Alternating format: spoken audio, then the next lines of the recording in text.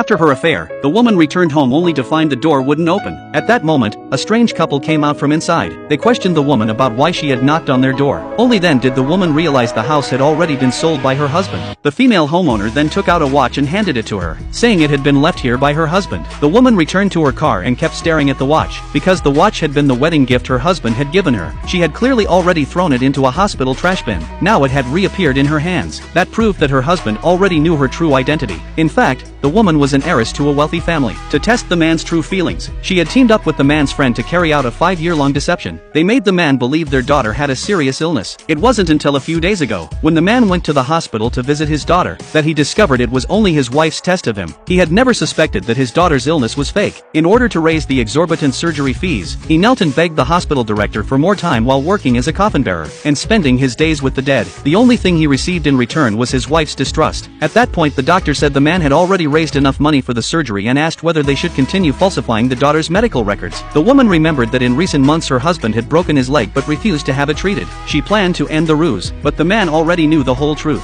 He left the ward feeling dejected, but discovered a watch sitting on top of a trash can. He recognized it as the wedding gift he had given his wife. The fact that something so important could be thrown away meant that the woman had never truly loved him from the start. The man hired a private detective to investigate his wife's identity, but no information could be found, because the wife's ID number and name were both forged.